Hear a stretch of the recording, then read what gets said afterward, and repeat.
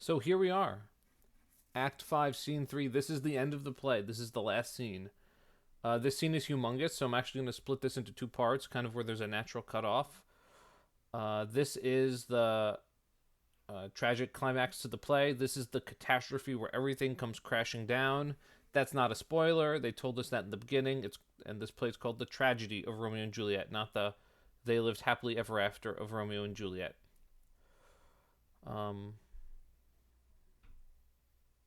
So here we go. I also think that this writing, this whole scene, is pretty much brilliant. Okay, enter Paris and his page. We are at night in front of the Capulet tomb with Paris. His page is like his sidekick. Paris is there to like be in mourning and give flowers to the grave or the mausoleum. So here we go. Give me thy torch, boy. Hence and stand aloof. Yet put it out, for I would not be seen. Under yond yew tree lay thee all along, holding thy ear close to the hollow ground. So shall no foot upon the churchyard tread, being loose, unfirm, with digging up of graves, but thou shalt hear it. Whistle then to me a signal that thou hearest something approach. Give me those flowers. Do as I bid thee, go! Okay, so he's just giving commands. Give me the torch, stand aloof, stand off to the side. Actually, no, put it out. I would not be seen, so I don't want anyone to see that I'm here. Hold your ear close to the ground. Ear to the ground's an old idiom that just means keep your ears open, like listen. So make sure I'm not disturbed, and if I am, give me a signal. And then the page says, I'm almost afraid to stand alone here in the churchyard. I will adventure. And, you know, it's a church, so he's afraid. So here we go. Sweet flower, with flowers thy bridal bed I strew. Oh, woe, thy canopy is dust and stones, which with sweet water nightly I will dew, or wanting that with tears distilled by moans. The obsequies that I for thee will keep nightly shall be to strew thy grave and weep. So he's talking at like the tomb, the mausoleum for the Capulet family.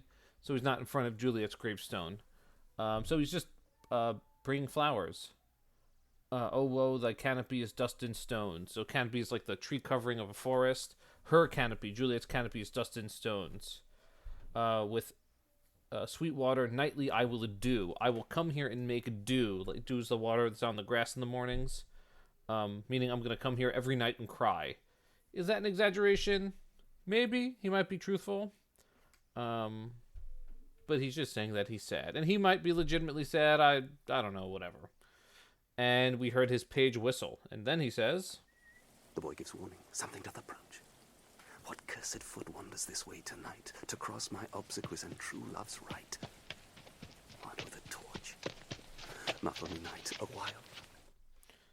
who dares interrupt like me talking about my love? Well, and someone with a torch too, so they're not trying to be hidden. All right, let me step aside and take a look. And so we know that there's two options. There's Friar Lawrence or there's Romeo. But if this is a fate destiny play, who's it probably going to be? You guessed it, Romeo. Enter Romeo and Balthazar.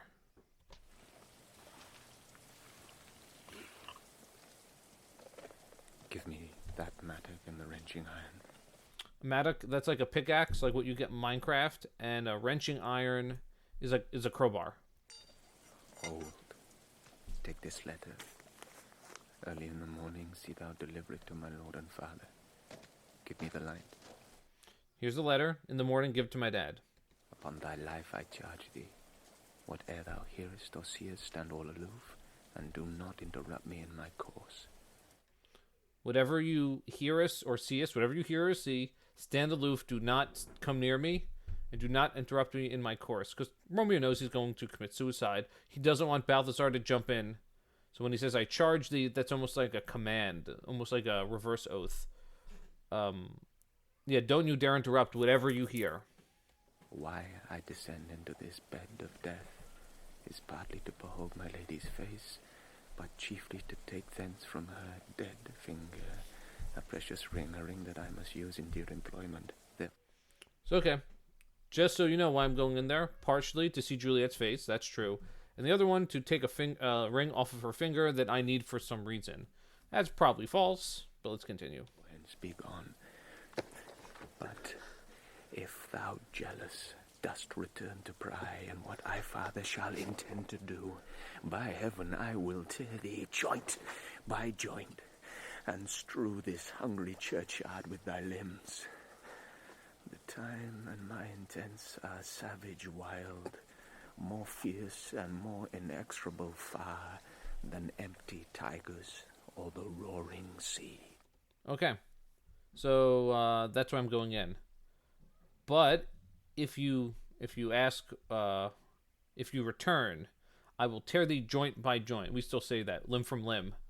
Like I'll rip you to pieces. The time and my intents are savage wild. I have wild intents, like an empty tiger, like a tiger whose stomach is empty, so a hungry tiger, or the roaring sea. So yeah, I'm really intense.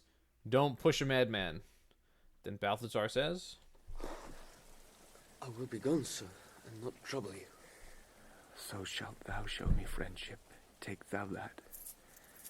Live and be prosperous, and farewell, good fellow. For all the same, I'll hide me hereabout.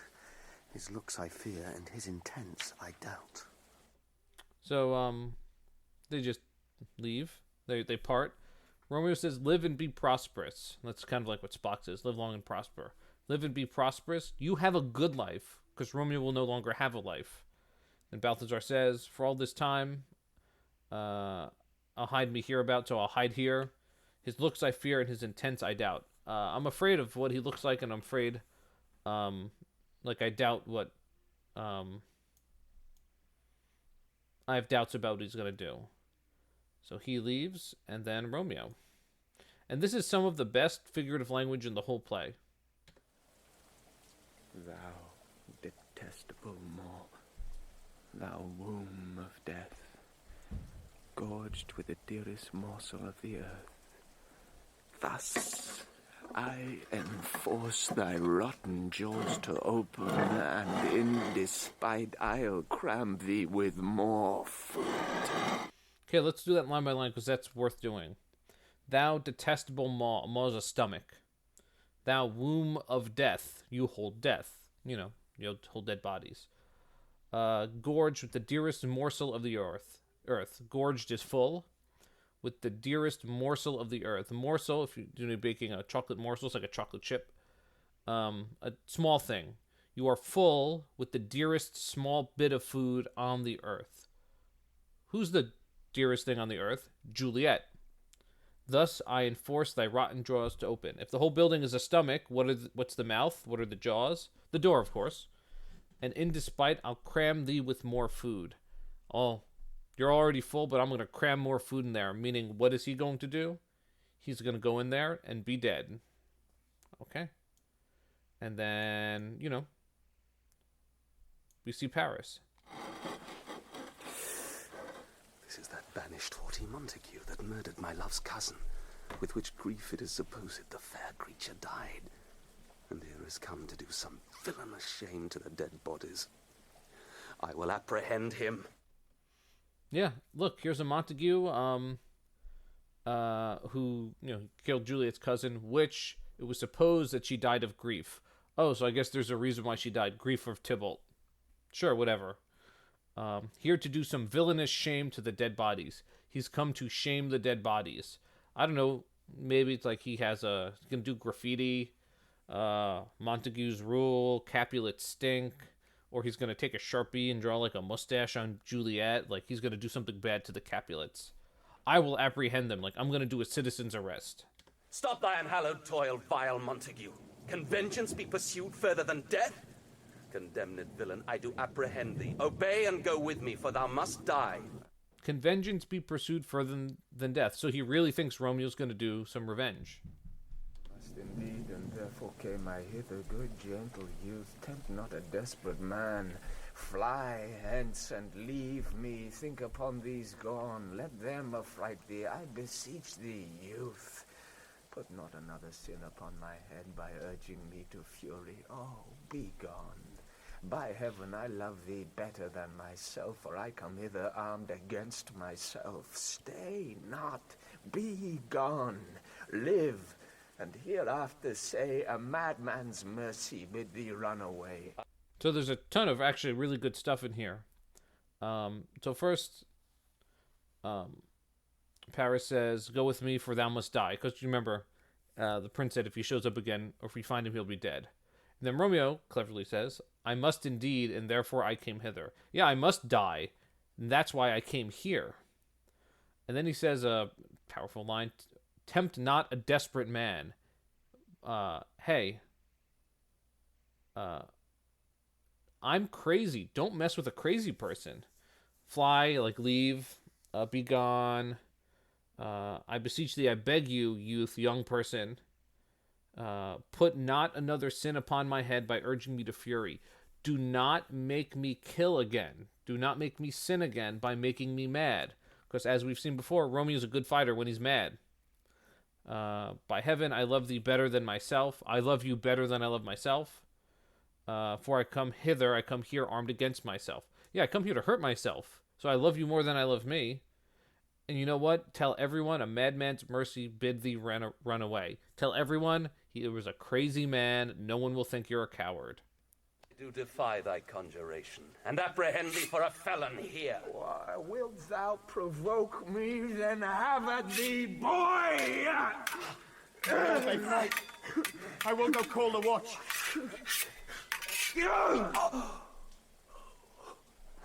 I am slain. If thou be merciful, open the tomb, lay me with Juliet. Well, that escalated quickly.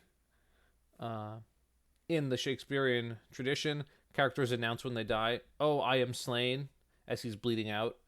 Yeah, they sword fight and Romeo killed him. He got in Romeo's way, Romeo was angry, and Romeo killed him in a fair fight. Yeah, so that's another person to add to like the kill count of this play.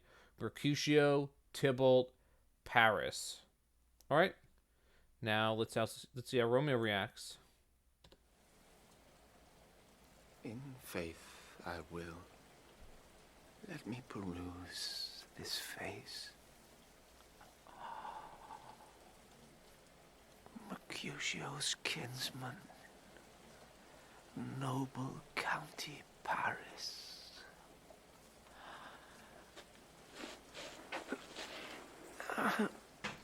What said my man when my betossed soul did not attend him as we rode? I think he told me Paris should have married Juliet. Said he not so? Or did I dream it so? Or am I mad, hearing him talk of Juliet, to think it was so? Oh, give me thy hand. One writ with me in sour misfortune's book. I'll bury thee in a triumphant grave. Okay, so he picks up the body. It's like, oh, it's Paris, Mercutio's kinsman. He's also related to Mercutio. So now, like, he wounded a member of Mercutio's family. And then he's thinking, like, oh, didn't didn't Balthazar say, as we rode, didn't he tell me about him, but my betossed soul wasn't paying attention to him, like I was daydreaming? He told me that, oh yeah, Paris was supposed to marry Juliet. Oops. My bad. All right, let's move on. And then Romeo enters the tomb. A grave. Oh, no. A lantern slaughtered youth. For here lies Juliet, and her beauty makes this vault a feasting presence full of light. Death, lie thou there, by a dead man interred. It's very pretty in here because Juliet is here. Okay.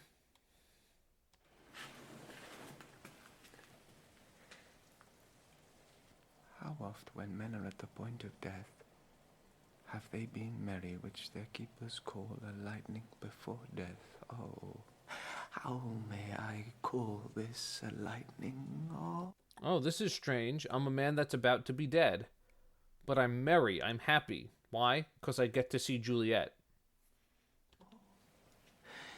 My love, my wife, death that hath sucked the honey of thy breath hath had no power yet upon thy beauty. Thou art not conquered. Beauty's ensign yet is crimson in thy lips and in thy cheeks, and death's pale flag is not advanced there.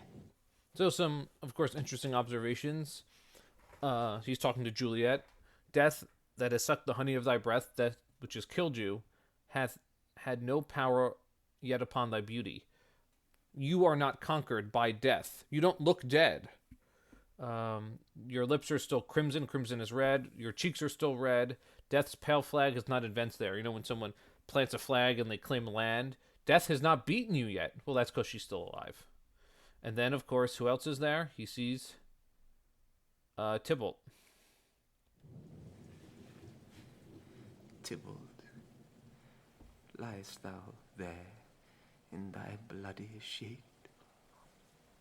Oh, what more favour can I do to thee than with that hand that cut thy youth in twain to sunder his that was thine enemy? Forgive me, cousin. Forgive me, Tybalt, my cousin, because you're my cousin now technically, or you were, because I cut your youth in twain. Twain is two. I cut your youth in two. I ended your life. Please forgive me. And now we're reaching, the end. And some of the stuff that's about to come is some of the best stuff that's probably ever been written in English. Some of the best, most powerful lines of the entire play. So let's be with these characters together here at the end. Ah, dear Juliet, why art thou yet so fair? Shall I believe that unsubstantial death is amorous, and that the lean, abhorred monster keeps thee here in dark to be his paramour? Yeah, why are you're still beautiful? Like, why are you so beautiful? Like, that's it. For fear of that, I still will stay with thee, and never from this pallet of dim night depart again. Here will I remain with worms that are thy chambermaids. So yeah, I plan to stay with you here forever, with worms that are thy chambermaids. The worms will keep us company. We'll be dead. And the next 3 lines are, I don't know, to me the most powerful lines in the entire play, in contention for my favorite lines of the play. They always give me like goosebumps every time I hear them. They're so powerful. Here will I set up my everlasting rest, and shake the yoke of inauspicious stars from this world-wearied flesh. Here will I set up my everlasting rest. I will rest here forever. And shake the yoke of inauspicious stars. All right, so yoke, it's like a piece of wood you put over like the neck or shoulders of a cow or a horse to pull a cart or a plow. So it's a burdensome thing. It's a sign of slavery, of servitude. You serve something. I want to shake the yoke, the slavery of what? Inauspicious stars, unlucky stars. Take the slavery off of me. The slavery of bad stars, bad luck, bad fate, bad fortune. From what? This world-wearied flesh. This flesh, this body, that's wearied of the world. That's tired of the world. I will shake off the unlucky fate, fortune, destiny that I have. That's very powerful. And then, Eyes, look your last. Arms, take your last embrace, and lips. Oh, you doors of breath, seal with a righteous kiss a dateless bargain to engrossing death. Yeah, he's remember, he's, because this is a play and not a novel, he has to say everything that's in his heart. Eyes, look your last. This is the last time I'll see you. Arms, take your last embrace. This is the last time I can hold you. And lips, this is the last time I can kiss Juliet.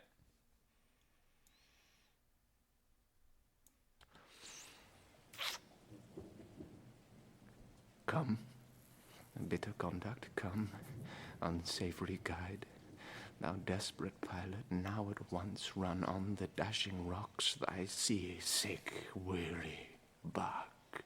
So I'm like a desperate pilot, like a person that drives a ship that will run my ship into the rocks. So I'm going to do harm to myself. Here's to my love. And of course, that's ironic. That's like a toast.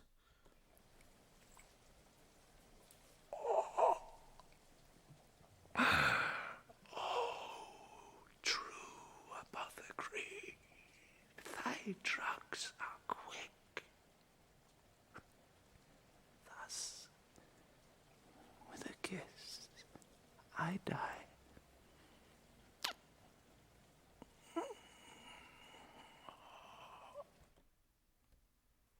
And now Romeo is dead. The story is over for Romeo. But the play is called Romeo and Juliet. Now, all of this happened, or much of this, or most of this, because young people and the people around them made bad decisions, and they kept making bad decisions, and they kept not looking at things differently. That's actually one of the great issues of Romeo. He cannot look at situations differently. People, the whole play, try to convince him to think about things differently, and he keeps denying it. Okay, so I'm going to talk more about this in a little bit. So now Romeo is dead. The poison worked. It worked fast, and he's gone. Hey, look at that. Enter Friar Lawrence with a lantern, a crow, a spade. A spade is a shovel. A crow is like a crowbar. Oh, Friar Lawrence shows up. What timing? Timing. We're going to talk about that.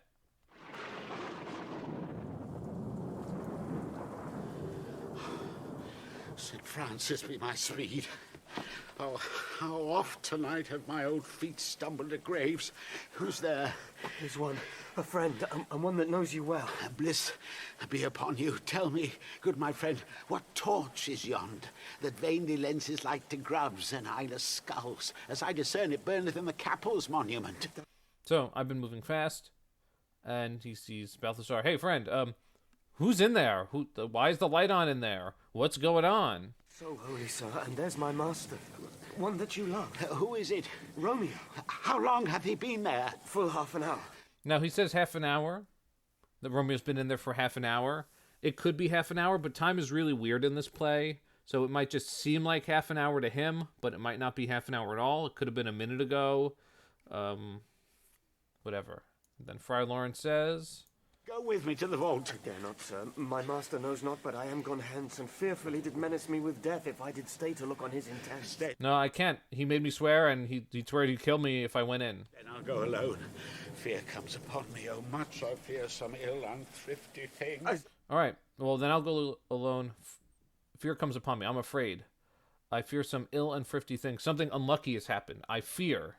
I did sleep under this yew tree here. I dreamt my master and another fought, and that my master slew him. And then, oh, by the way, I fell asleep, and I had a dream that Romeo fought with someone and Romeo killed him. Oh, so here's another thing that went wrong. Romeo's man, Balthazar, he just fell asleep. He passed out. If he had been awake, things could have been different. Now, remember we talked about Actually, no, I'll talk about this in a little bit. Romeo? What blood is this which stains the stony entrance of this sepulchre? What mean these masters and gory swords to lie discolored by this place of peace? Romeo? Oh, penny! Paris too, and steeped in blood. Oh, what an unkind hour is guilty of this lamentable chance.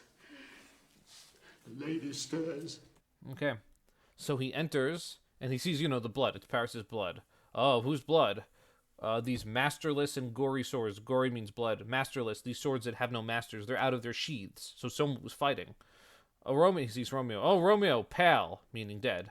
Oh, Paris too, and steeped in blood. It's like, what's going on? What an unkind hour.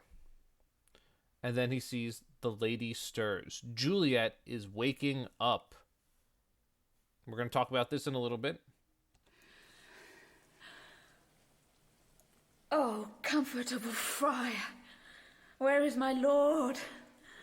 I do remember well where I should be, and there I am. Where is my Romeo? So she's super happy. She wakes up. Hey, Friar Lawrence, this worked out just like you said it would. So where's Romeo? Because she thinks the plan went according to plan. And then Friar Lawrence, in the moment that makes me not like him anymore. I hear some noise, lady. Come from that nest of death, contagion, and unnatural sleep.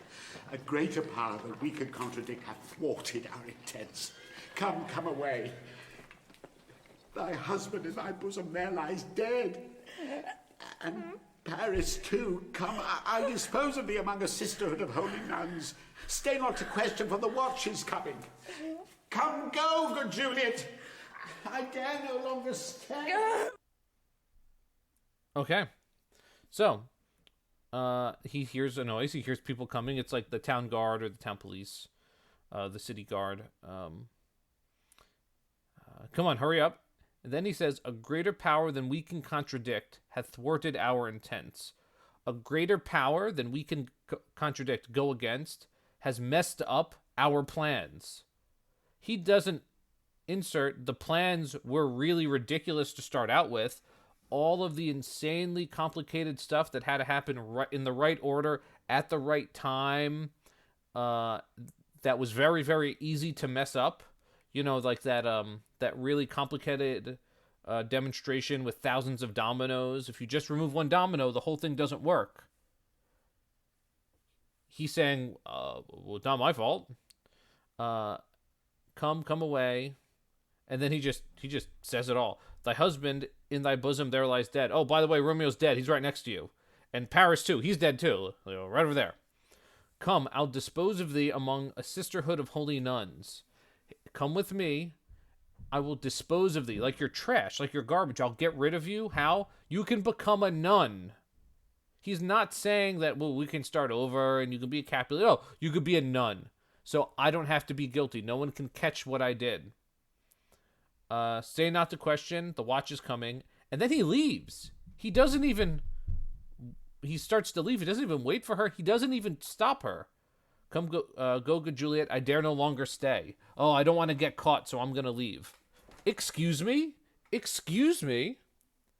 You're the one that made this happen. You married them in the church. You set up the whole big Juliet playing dead plan. Almost all of this could have been solved if you had just spoken up, but you didn't. You didn't want to get in trouble. So, and he's the adult here. Romeo and Juliet, they're kids. They're young. He's not. He should know better. And he knows what Juliet is going to do. Why? Because she already said to him that if things won't work out, I'll commit suicide. So he knows what's going to happen. And he still leaves. Okay.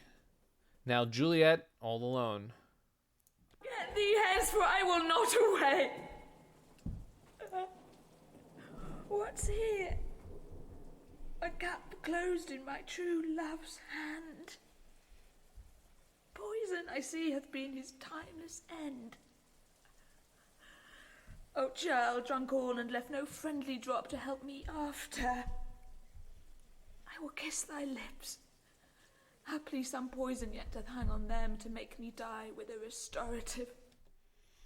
And she's looking at Romeo, a cup in your hand. Poison has been your end. Oh, you drank everything. How selfish, you didn't leave any for me. Well, maybe I'll kiss you and I can get some of the last remaining poison and I can join you.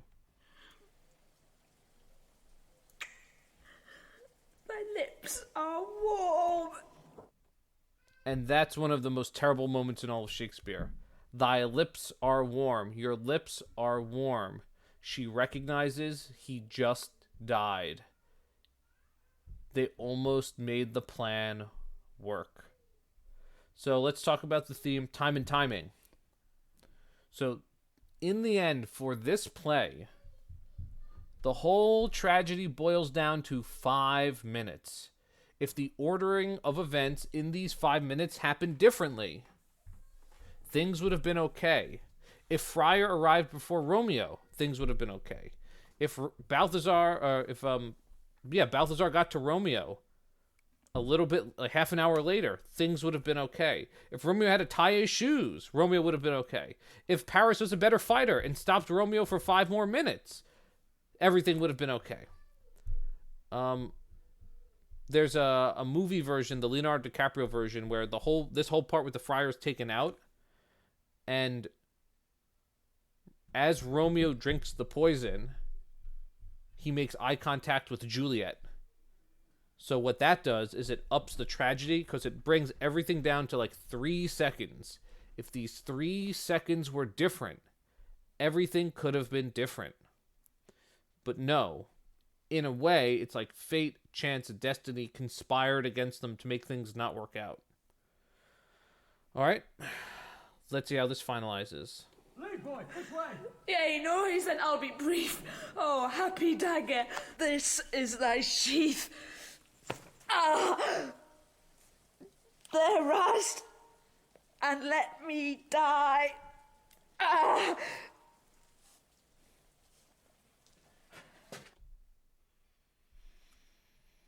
And now Juliet is dead, and the play is over. Now, there's still more to the play. We'll get to that in the next part. But emotionally, the play is over. We stop caring at this point. This is called The Tragedy of Romeo and Juliet, and there's no more Romeo and Juliet. They're gone. Like a bomb could go and blow up all of Verona. We wouldn't care. We're done. Okay, so let's talk about this. So first, the language. She hears someone coming. She doesn't want to get caught because she doesn't want to go through the ordeal. She doesn't want life without Romeo. Then I'll be brief. Oh, happy dagger. So she pulls out Romeo's dagger because he has one like on his belt. This is thy sheath. The sheath is like the cover of the dagger or the sword, which is this. She means her body. My body will be the sheath for this dagger. There rust and let me die. And she stabs herself. And then she dies. So none of this had to happen. What is this story? Teenagers making bad choices. Their family not knowing them well and not really caring about them. The adult-like figures in their body, in their lives, not being really adultish, making bad decisions, not upholding those decisions. This play is just a whole bunch of people making bad decisions, and in the end, people die. Now, when Romeo's dead, his life is over. But Juliet can still have an awesome life. She's young, she's rich, she's pretty, she has the whole world in front of her. The dumbest character in this play has the wisest line. The nurse says, "Death's the end of all." She's right. Death is the end of everything. As long as you have life, there's hope. In fact, I think when you read Shakespeare, there's 2 main messages he's trying to teach you. The second one, that's for another time, another play. But the first one, I think, is this. As long as there's life, there's hope. Like, we humans, we're important. As long as you're here and you have free will and you have consciousness, there's always a chance for a better tomorrow. As long as there's life, there's hope. Even the nurse says that. And the second these characters have no life, they have no hope. So many things could have been differently if they acted differently, if the people around them acted differently. But no. This is what happens when people lie and keep secrets from each other. This is what happens when parents don't understand their children and are unfair to their children. This is what happens when people hold grudges for no good reason. Something about a lie. When you lie, the longer you hold the lie, the bigger and bigger the explosion will be when the lie gets out.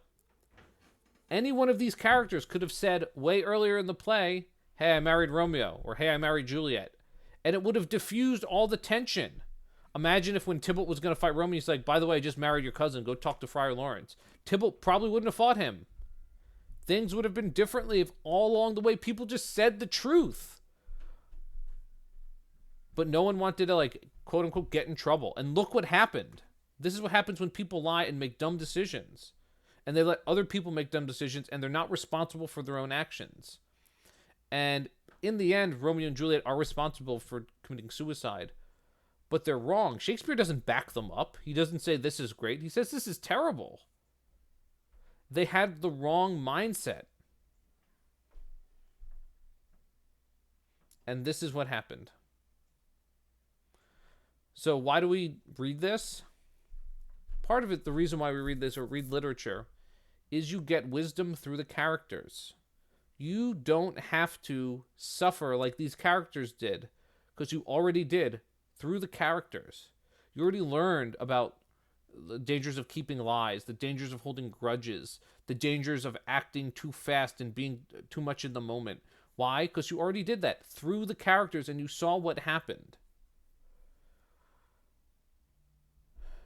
Okay, so let's wrap up the play.